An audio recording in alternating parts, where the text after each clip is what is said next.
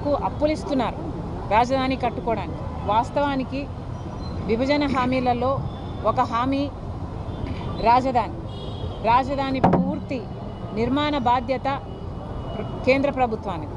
కానీ ఈరోజు వివిధ సంస్థల ద్వారా అప్పులు ఇస్తామంటున్నారు తప్పితే పెద్ద పెద్ద మాటలు ఇంతకుముందు చెప్పారు. న్యూఢిల్లీని తలపించే రాజధాని కట్టిస్తానన్నారు. కానీ ఇప్పటి వరకు కూడా ఒక్క మేలు కూడా చేయలేదు.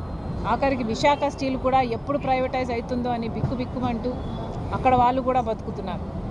ఇప్పటికీ కూడా విశాఖ స్టీల్ ప్రైవేటైజ్ చేయబోము అని వాళ్ళు పార్లమెంట్లో చెప్పిన మాట వెనక్కి తీసుకోవడం లేదు బీజేపీ. ఇంత అన్యాయం చేస్తున్నా కూడా చంద్రబాబు గారు, పవన్ కళ్యాణ్ గారు అదే బీజేపీతో కూటమి కట్టారు. నిన్న సభలో చూస్తే కూడా వాళ్ళు గొప్పలు చెప్పుకోవడమే.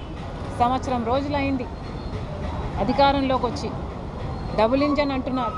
నిజంగానే డబుల్ ఇంజనో లేకపోతే ట్రబుల్ ఇంజనో వాళ్ళకు అర్థం కావటం లేదేమో, కానీ జనాలకైతే అర్థమవుతుంది. సూపర్ 6 అన్నారు, సూపర్ ఫ్లాప్ అయ్యే పరిస్థితికి వచ్చింది. ఇదే రీతిలో పోతే మాత్రం సూపర్ 6 ఎలా అమలు అవుతుందో చంద్రబాబు గారు ఆంధ్ర రాష్ట్ర ప్రజలకు సమాధానం చెప్పాలి.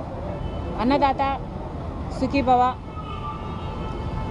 అని పథకం కింద ప్రతి రైతుకి 20,000 రూపాయలు ఇస్తామన్నారు. సంవత్సరం గడిచిపోయింది, ఒక్క రైతుకు కూడా ఇవ్వలేదు. ఇవ్వాల్సిన రైతులు దాదాపు 80 లక్షల మంది అయితే ఇస్తున్నది మాత్రం 45 లక్షల మందికి. ఇలా ప్రతి పథకంలోనూ, లేకపోతే అమ్మఒడి అనే కార్యక్రమం అయితే ప్రతి పిల్లాడికి ప్రతి చైల్డ్కి 15,000 రూపాయలు ఇస్తామని చెప్పారు.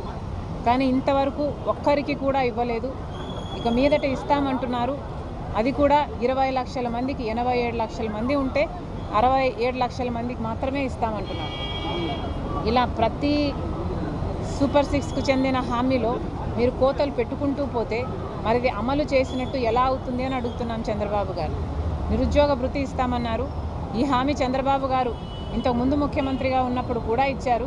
అప్పుడు ఎగ్గొట్టారు, ఇప్పుడు కూడా ఎగ్గొడతారు అనే అనిపిస్తుంది. 3,000 రూపాయలు నిరుద్యోగ భృతి ఇస్తామన్నారు. ఇప్పటి వరకు అయితే అసలు దాని గురించి ఊసేలేదు, అసలు మాట్లాడమే లేదు చంద్రబాబు గారు. మహిళల మహాశక్తి పథకం అన్నారు. ప్రతి మహిళకు, పేదవాళ్లకు దాదాపు 2 కోట్ల మంది ఉంటారు మన రాష్ట్రంలో. వాళ్ళందరికీ కూడా నెలకు 1,500 అంటే సంవత్సరానికి 18,000 రూపాయలు చంద్రబాబు గారు ఇస్తామన్నారు. ఇది చాలా హెవీ బడ్జెట్ స్కీమ్. కానీ ఇప్పుడేమో P4కు లింకు పెడుతున్నారు. ఎలక్షన్లు అప్పుడు మీరు చెప్పలేదు కదా P4కు లింకు పెడతాము అని. మరి ఇప్పుడు ఎందుకు లింకు పెడుతున్నారో చంద్రబాబు గారు సమాధానం చెప్పారు. మొత్తం అంతమంది మహిళలకు మోసం చేయడానికి సిద్ధపడ్డారు చంద్రబాబు గారు అంటే మరి సూపర్ 6 సూపర్ ఫ్లాప్ అయ్యింది అనక ఏమనాలి? చంద్రబాబు గారే సమాధానం చెప్పాలి, కూటమి సర్కారే సమాధానం చెప్పాలి. గ్యాస్ సిలిండర్కు సంబంధించి కూడా అరాకొరా ఇస్తున్నారు. ఇక మహిళలకు సంబంధించిన ఫ్రీ బస్ అయితే చాలా చిన్న పథకం. పక్కన కాంగ్రెస్ అధికారంలో ఉన్న రాష్ట్రాలు కర్ణాటక అయితేనేమి, తెలంగాణ అయితేనేమి ఈ పథకాన్ని బ్రహ్మాండంగా అమలు చేస్తున్నా కూడా చంద్రబాబు గారికి మహిళలకు భద్రత కల్పించే పథకం అయినప్పటికీ కూడా దీన్ని అమలు చేయాలనిపించడం లేదు చంద్రబాబు గారు. ఇక సూపర్ 6 అయితే సూపర్ ఫ్లాప్ అయినట్టే కనిపిస్తుంది. మిగతా పథకాలు కూడా చంద్రబాబు గారు ఎక్కడ దృష్టి పెట్టారు? ప్రతి జనవరి జాబ్ క్యాలెండర్ అన్నారు. కానీ ఇప్పటి వరకు కూడా మేము లక్షల ఉద్యోగాలు తెస్తున్నామని అరచేతిలో వైకుంఠం చూపిస్తున్నారు తప్పితే ఎవరికి ఉద్యోగాలు అయితే ఇంతవరకు రాలేదు. మరి చంద్రబాబు గారు వీటన్నిటికీ కూడా సమాధానం చెప్పాలి.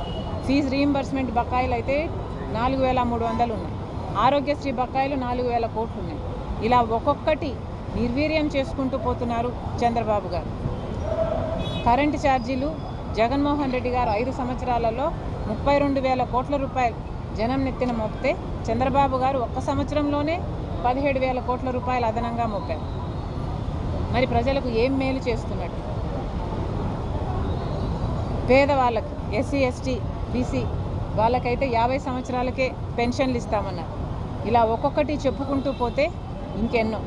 చంద్రబాబు గారు చెప్పారు సూపర్ 6 గురించి ఎవరైనా మాట్లాడితే వాళ్ళ నాలుక మందమైనట్టు అని.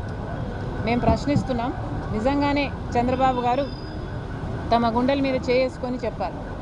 మిమ్మల్ని ప్రశ్నిస్తున్న మా నాలుక మందమా, లేక ఇంతమంది ప్రజలకు మోసం చేసిన మీ నాలుక మందమా? ఆలోచన చేసుకోండి. మళ్ళీ కాంగ్రెస్ పార్టీ చంద్రబాబు గారిని డిమాండ్ చేస్తున్నాం, మీ పథకాలు ఇప్పటికీ అమలు కాలేదు. మేనిఫెస్టోలో ఒక వాగ్దానం ఇచ్చిన, ఎలక్షన్లప్పుడు ఒక మేనిఫెస్టోలో కాకపోయినా కూడా ప్రజల ముందు ఒక మాట చెప్పినా ప్రజలు దాని వెంటనే మీరు అమలు చేస్తారు, వాళ్ళు ఓట్లేసిన వెంటనే మీరు అధికారంలోకి వచ్చిన వెంటనే అమలు చేస్తారు అన్న నమ్మకంతోనే ఓట్లేస్తారు. ఇలా సంవత్సరాలు గడిచిపోయినా వాటికి అమలు నోచుకోకపోతే మీరు ప్రజలను మోసం చేస్తున్నట్టే. మీకు అధికారం ఇచ్చి మీకు ఓట్లేసిన ప్రజల్ని మీరే మోసం చేస్తున్నట్టు. మళ్ళీ చంద్రబాబు గారిని డిమాండ్ చేస్తుంది కాంగ్రెస్ పార్టీ, వెంటనే అన్ని పథకాలను సూపర్ 6 అయితేనేమి, మీరు ఇచ్చిన హామీలు అయితేనేమి వెంటనే అమలు చేయాలని కాంగ్రెస్ పార్టీ డిమాండ్ చేస్తుంది. నిజంగానే ఇది సూపర్ 6 కాదు, ఇది సూపర్ ఫ్లాపే. నిరుద్యోగ వృత్తి చెప్పాము, ఇది చాలా దురదృష్టకరము. ఒకటి, జగన్మోహన్ రెడ్డి గారు ఆ సైడ్ బోర్డు మీద నిలబడి అభివాదం చేయడమే తప్పు. సైడ్ బోర్డు మీద నిలబడి జగన్మోహన్ రెడ్డి గారు షేక్ హ్యాండ్లు ఇస్తున్నారు.